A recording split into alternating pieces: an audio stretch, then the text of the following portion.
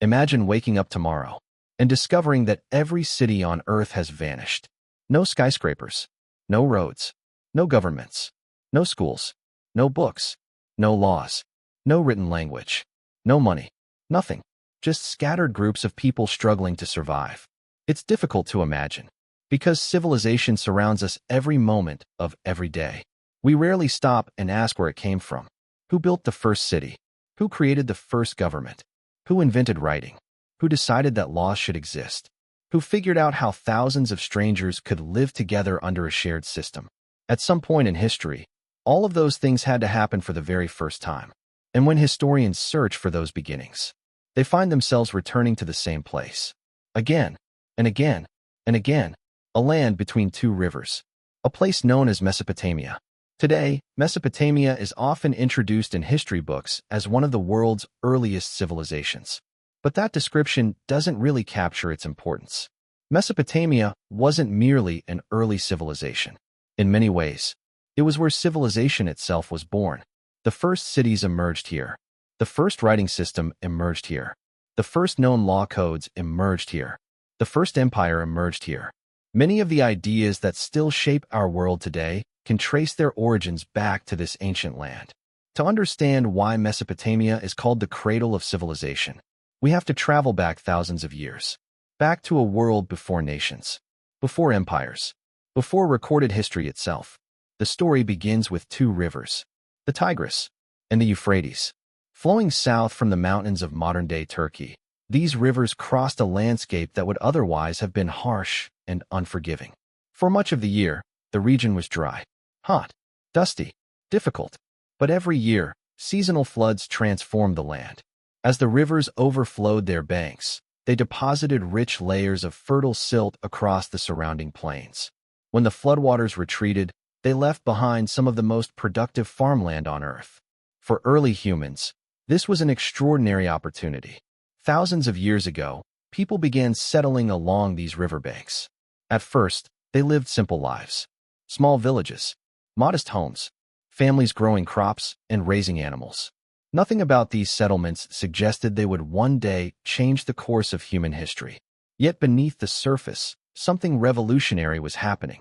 For most of human existence, our ancestors had been hunter-gatherers. They moved constantly, following migrating animals, gathering wild plants, searching for food wherever it could be found. Life was uncertain. Every day was focused on survival. Then agriculture changed everything. Instead of simply collecting food from nature, people learned how to produce it. They planted seeds, managed crops, domesticated animals, stored grain, planned for the future. The change did not happen overnight. It unfolded slowly across generations, but its consequences were enormous. Agriculture allowed people to remain in one place. Permanent settlements became possible. Populations began to grow. Communities expanded. And for the first time, food surpluses appeared. A food surplus may sound boring, but it was one of the most important developments in human history. Because when a society produces more food than it immediately needs, not everyone must spend every day farming. Some people can become builders. Others become traders. Others become priests, craftsmen, soldiers, administrators. Knowledge accumulates. Skills specialize. Civilization begins to emerge. By around 5000 BCE, southern Mesopotamia was experiencing a transformation unlike anything the world had ever seen. Small villages evolved into towns. Towns evolved into cities. And among those cities, one stood above the rest. Uruk. Today, many historians consider Uruk to be the world's first true city. At its height, Uruk may have been home to as many as 50,000 people. That number may not sound impressive by modern standards. But imagine living in a world where most communities contained only a few hundred individuals, then suddenly encountering a city filled with tens of thousands. Crowded streets, bustling marketplaces, workshops, storehouses, temples, administrative centers. The scale would have been astonishing. Uruk represented something entirely new. Human beings had learned how to live together in unprecedented numbers. Yet large populations create large problems. Someone needed to organize food distribution. Someone needed to manage labor. Someone needed to keep track of taxes. Someone needed to record trade. As cities became increasingly complex, memory alone was no longer enough. A new solution was required. That solution became one of humanity's greatest inventions: writing. At first, Mesopotamian administrators developed a simple system for recording information. Using reed styluses, they pressed symbols into wet clay tablets. A symbol might represent a sheep, a sack of grain, a container of oil.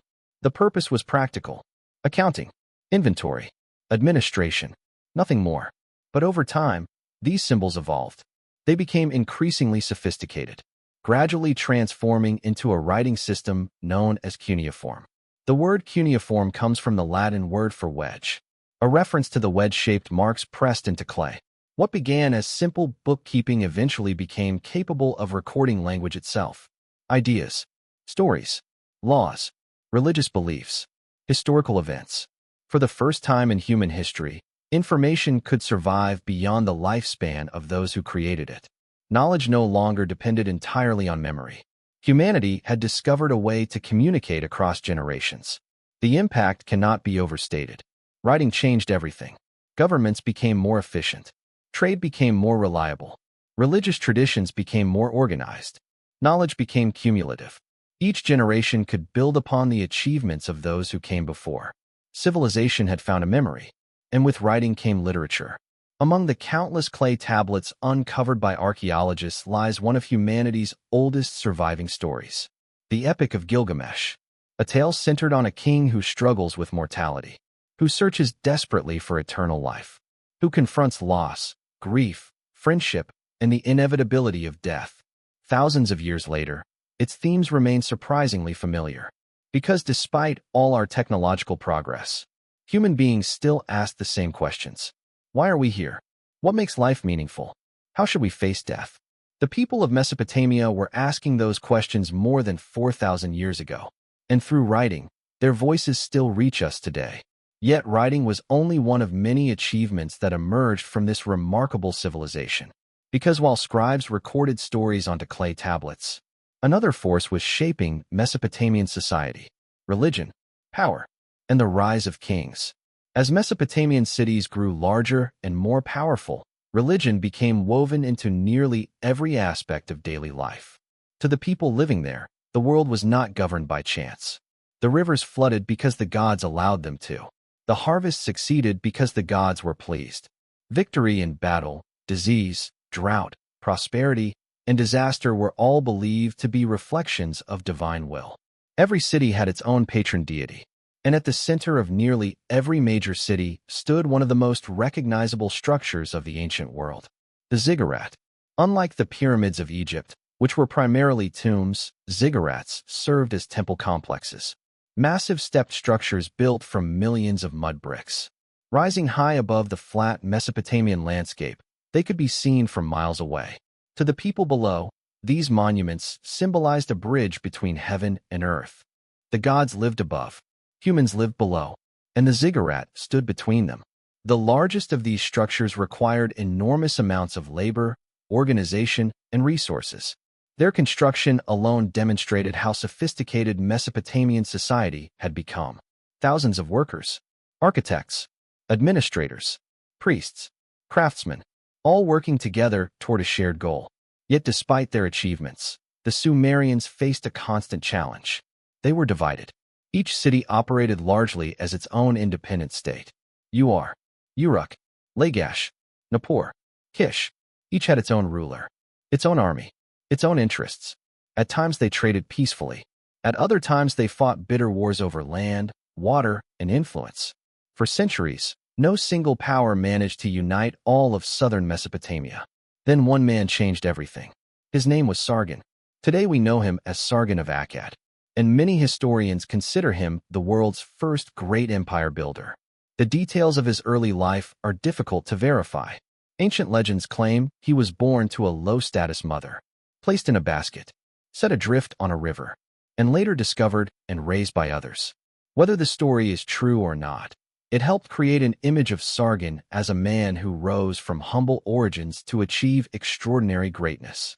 What we do know is that around 2334 BCE, Sargon seized power and launched a series of military campaigns unlike anything Mesopotamia had ever witnessed. One by one, city-states fell under his control. Rulers who had once governed independently suddenly found themselves answering to a single authority. For the first time in history, vast territories and diverse populations were brought together under one centralized government. The Akkadian Empire was born. This was something entirely new. Cities had existed before. Kingdoms had existed before. But an empire on this scale was unprecedented. Sargon understood that conquering territory was only the beginning. Maintaining control was far more difficult. To govern his empire, he appointed loyal officials throughout conquered regions. He standardized administration, expanded communication networks, improved trade routes, and created systems capable of managing an enormous territory. His influence extended from the Persian Gulf to the Mediterranean Sea. For people living at the time, it must have seemed as though a completely new kind of world had emerged. The success of the Akkadian Empire would influence rulers for thousands of years. Nearly every major empire that followed would adopt similar strategies. Centralized authority, regional governors, professional administration, military expansion. The blueprint had been created. Yet even great empires are fragile. The larger they become, the more difficult they are to maintain. After Sargon's death, internal rebellions increased. External enemies pressed against the empire's borders. Climate fluctuations may have contributed additional pressure. Eventually, the Akkadian Empire collapsed. Cities that had once been united fractured once again. Chaos followed. But Mesopotamia's story was far from over. In the centuries that followed, power shifted repeatedly between competing kingdoms. Civilizations rose. Civilizations fell. And yet the foundations established by the Sumerians and Akkadians continued to shape the region. Then, around 2112 BCE, a ruler named Ur-Nemu emerged. From the city of Ur, he reunited much of southern Mesopotamia and established what historians call the Third Dynasty of Ur. This period is often described as a Sumerian Renaissance. Art flourished, trade expanded, administration became increasingly sophisticated, and perhaps most importantly, one of humanity's most influential ideas took another step forward: the rule of law. Today we often assume laws are a normal part of society. But there was a time when justice depended almost entirely on the whims of powerful individuals. A ruler could decide one thing today and another tomorrow. Consistency was rare. Written legal standards were even rarer. Ur-Nemu helped change that. His legal code, dating to around 2100 BCE, is the oldest known surviving law code in human history. It addressed issues such as theft, assault, property disputes, and false accusations. For the first time, rules were being formally recorded and preserved. The principle was revolutionary. Justice should not depend solely on personal power. Rules should exist independently, written, visible, and consistent. That idea would echo throughout history, from Mesopotamia to Greece, from Rome to the modern world. The concept that society should be governed by established laws rather than arbitrary decisions remains one of civilization's most important foundations. Yet the dynasty established by Ur-Nemu would not last forever. Foreign invasions, political instability, economic pressures, all contributed to its eventual collapse. Around 2004 BCE, the city of Ur was sacked. The great Sumerian age was drawing to a close. But even as Sumer faded, another city was preparing to rise: Babylon. At first, Babylon was relatively insignificant. One city among many. Nothing suggested it would become one of the most famous names in human history. Then a ruler named Hammurabi came to power. Everything changed. When Hammurabi became king around 1792 BCE, Babylon was far from dominant. Powerful rivals surrounded it. Military threats existed on every side. Yet through diplomacy, strategy, and military skill, Hammurabi gradually expanded Babylonian influence. Over several decades, he transformed Babylon into the dominant power in Mesopotamia. His military achievements were impressive, but they are not why history remembers him. Hammurabi's true legacy lies in a massive black stone monument, a monument covered with laws. Today it is known as the Code of Hammurabi. Containing nearly 300 legal provisions, it remains one of the most famous documents from the ancient world.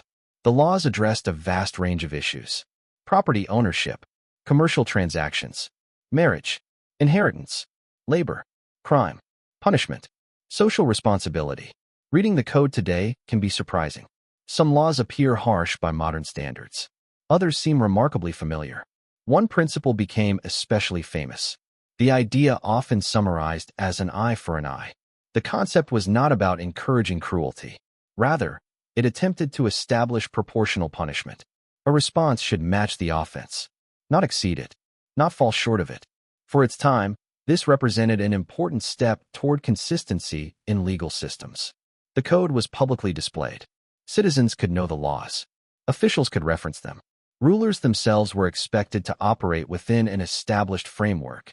The idea that law should be written, visible, and relatively predictable became one of Babylon's most enduring contributions to civilization. For centuries, Babylon remained an influential center of culture, commerce, and learning. Yet power in Mesopotamia never remained static for long. New kingdoms emerged. New armies marched. New rulers dreamed of conquest. And eventually another civilization rose to prominence. One that would become both feared and admired throughout the ancient world. The Assyrians. Based in northern Mesopotamia, the Assyrians initially developed as traders and regional powers. Over time, however, they transformed into something much larger. By roughly 900 BCE, Assyria began a period of rapid expansion. Its armies became among the most effective military forces the world had ever seen. Unlike many earlier kingdoms, the Assyrians built a highly organized professional military. They invested heavily in technology, strategy, logistics, and engineering. They mastered siege warfare. When enemy cities hid behind walls, Assyrian armies brought battering rams, siege towers, earth ramps, and specialized equipment designed to break through defenses. No city felt completely secure. Assyrian soldiers also benefited from widespread use of iron weapons, stronger and more durable than many alternatives available at the time. Combined with rigorous organization, these advantages made Assyria extraordinarily powerful. Territory after territory fell under their control. Their empire stretched across much of the Near East. At its height, it extended from Egypt in the west to regions approaching Persia in the east. For a time, Assyria ruled the largest empire the world had ever seen. Yet the Assyrians were not remembered solely for military success. They were also remembered for brutality. Conquered populations were often deported. Entire communities were relocated. The strategy served a practical purpose. By scattering populations throughout the empire, resistance became more difficult, but it also caused immense suffering. Ancient records describe Assyrian kings proudly documenting military victories and punishments. Fear itself became a tool of governance. The reputation of Assyria spread far beyond its borders. Many surrendered before battles even began.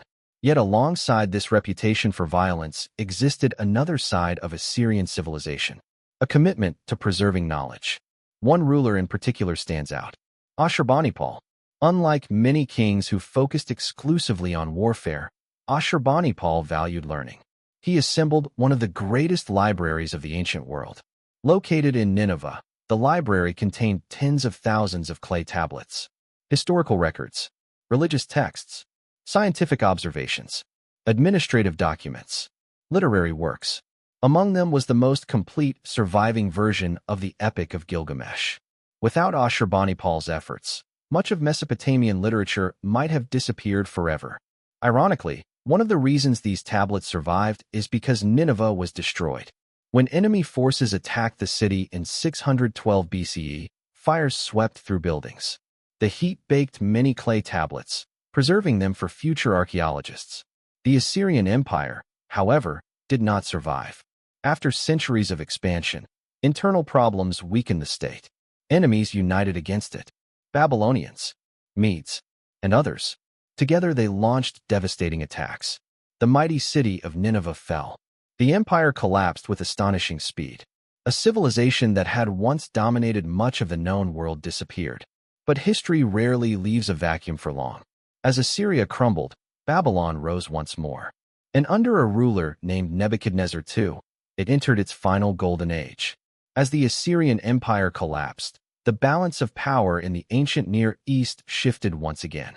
For centuries, Babylon had existed in the shadow of larger empires.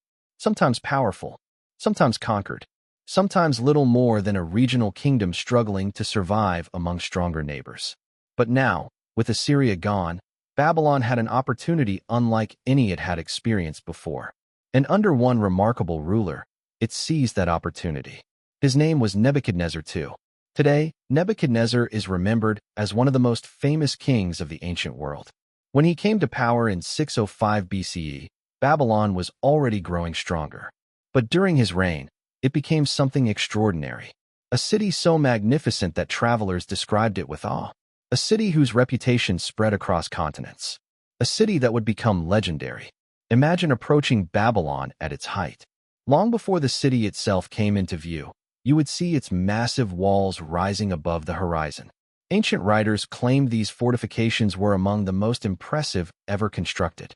Whether every ancient description was accurate remains debated by historians. But there is little doubt that Babylon was one of the greatest urban centers of its age. The city was filled with monumental architecture, temples, palaces, administrative buildings, wide processional roads, markets crowded with merchants and travelers. Everywhere, wealth and power were on display. Among Babylon's most famous landmarks was the Ishtar Gate, covered in brilliant blue glazed bricks and decorated with images of dragons and bulls. It served as one of the ceremonial entrances to the city. For visitors arriving from distant lands, it must have been breathtaking. Even today, reconstructed portions of the gate continue to amaze museum visitors. Yet the grandeur of Babylon extended beyond architecture. The city was also a center of learning. Babylonian scholars studied mathematics, astronomy, engineering, medicine. They carefully observed the night sky, recording planetary movements with remarkable precision. Their observations would later influence Greek science and, ultimately, the development of astronomy itself. The Babylonians inherited knowledge from earlier Mesopotamian civilizations and expanded upon it. In many ways, they acted as guardians of thousands of years of accumulated human learning. But Nebuchadnezzar's ambitions extended beyond building projects and scholarship. Like many rulers before him, he sought military dominance. His armies campaigned throughout the region, conquering territories, suppressing rebellions, expanding Babylonian influence. One of his most famous victories involved the kingdom of Judah. In 597 BCE, Babylonian forces captured Jerusalem. Years later, after further rebellion, Nebuchadnezzar returned. This time, the consequences were far more severe.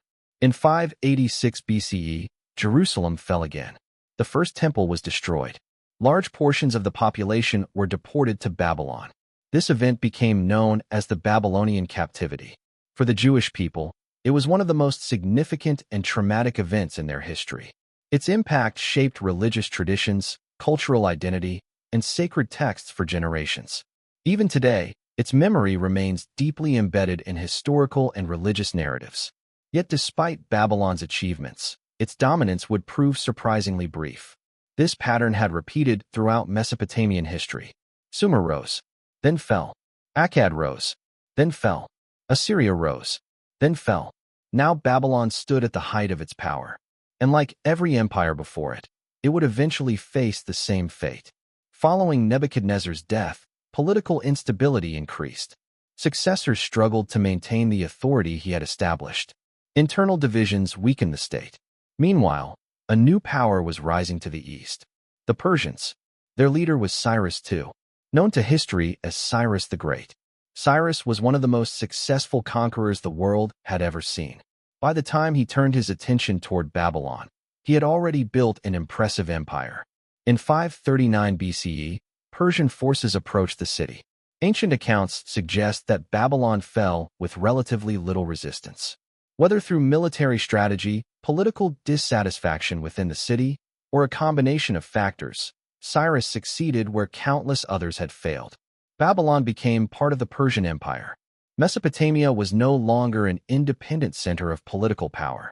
Thousands of years of native Mesopotamian rule had effectively come to an end.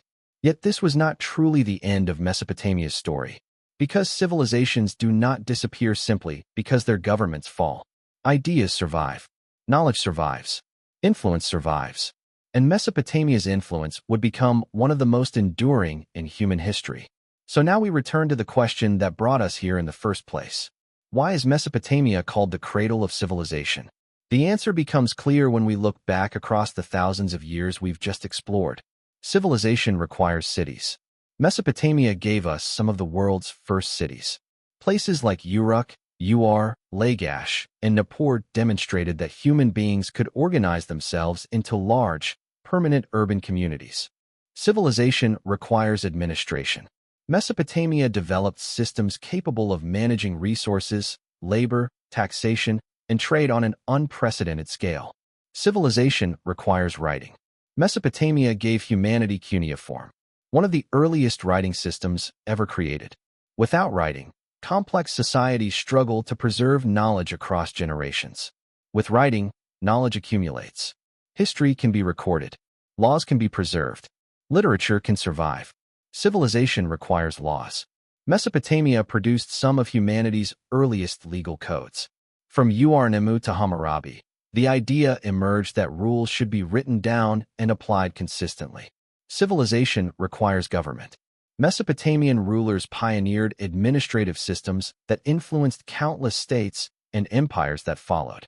Civilization requires innovation. And Mesopotamia produced innovation after innovation. The wheel, advanced irrigation, mathematics, astronomy, engineering, record-keeping, education, literature. The list seems almost endless. Even aspects of daily life that feel completely normal today carry echoes of Mesopotamian achievements. Consider time. Every hour contains 60 minutes. Every minute contains 60 seconds. These conventions can be traced back to Mesopotamian mathematical traditions. Consider maps. Some of the earliest known attempts to represent the world visually emerged in Mesopotamia. Consider literature. The Epic of Gilgamesh established themes that continue appearing in stories thousands of years later.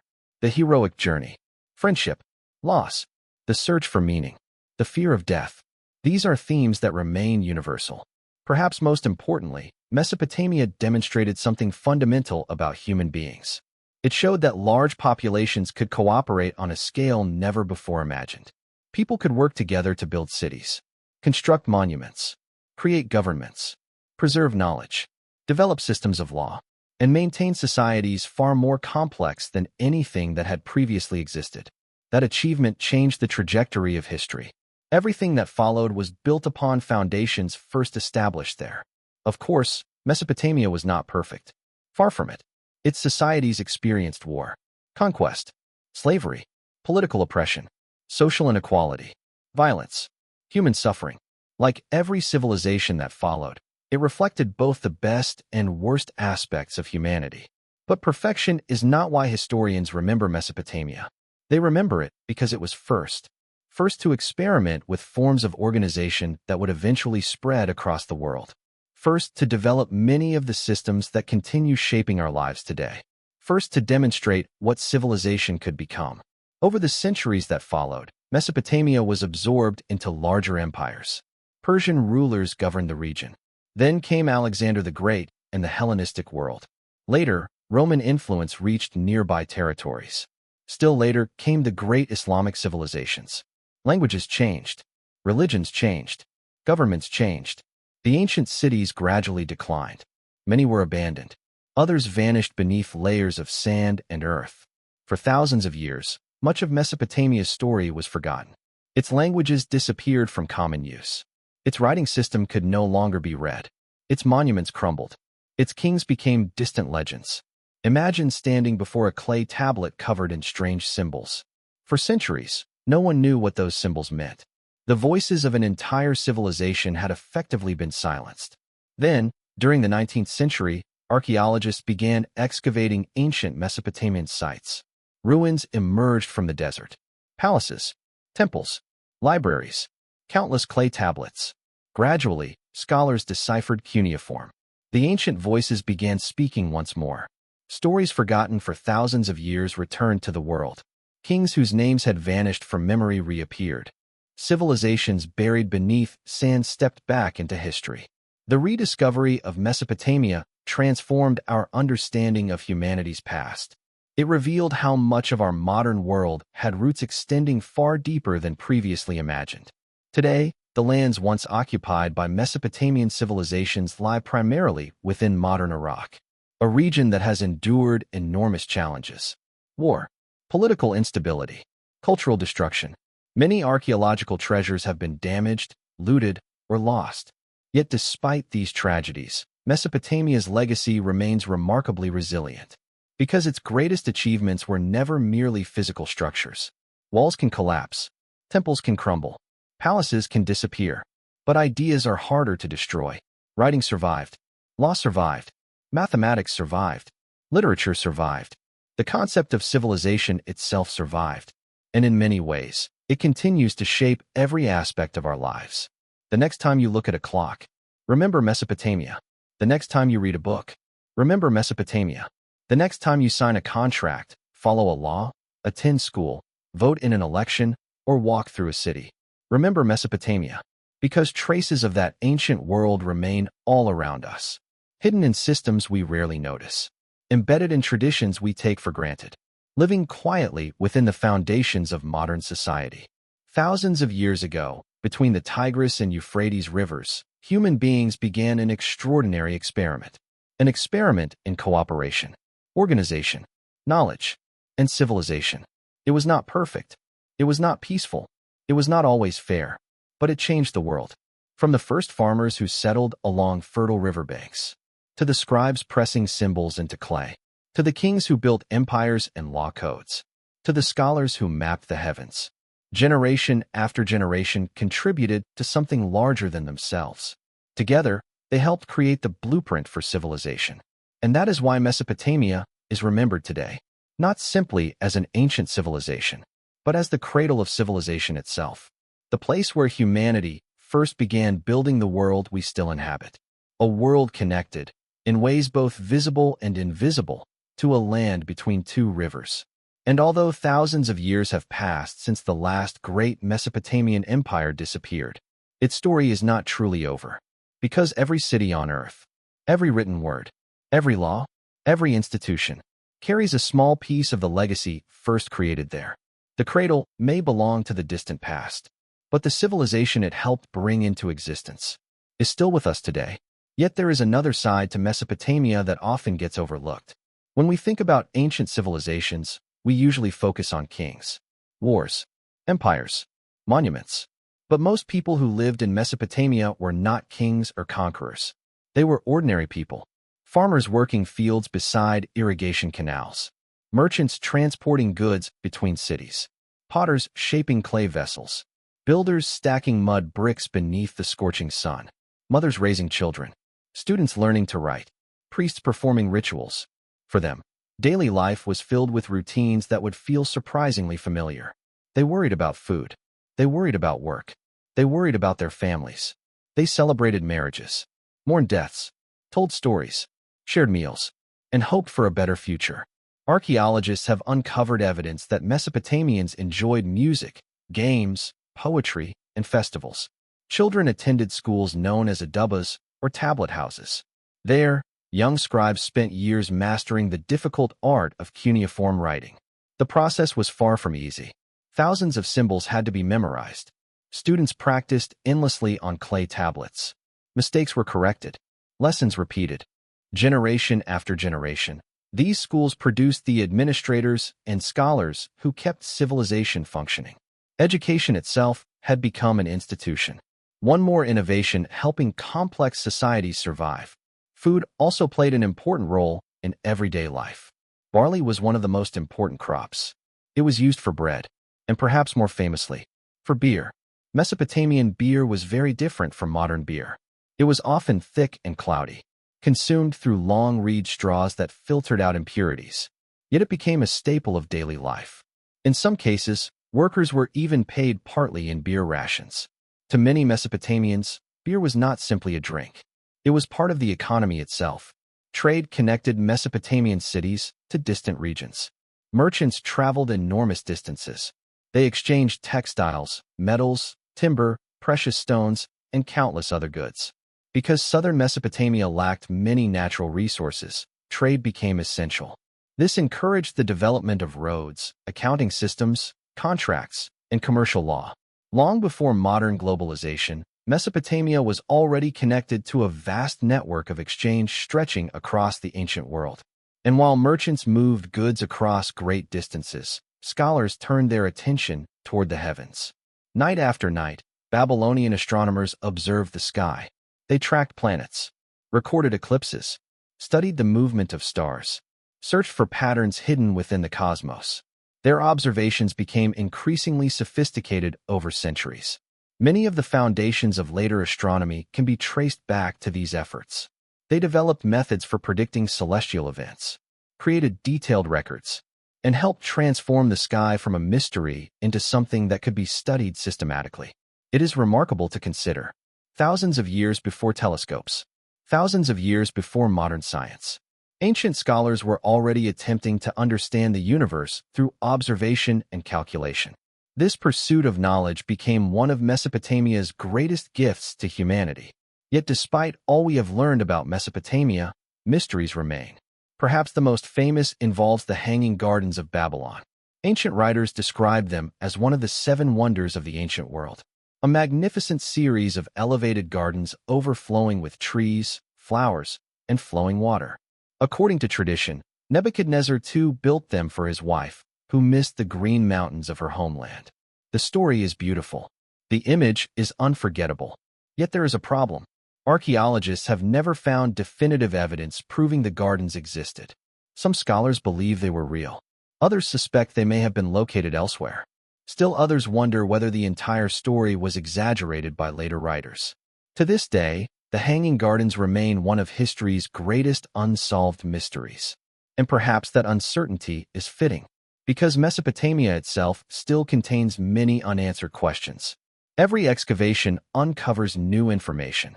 Every clay tablet translated by scholars adds another piece to the puzzle.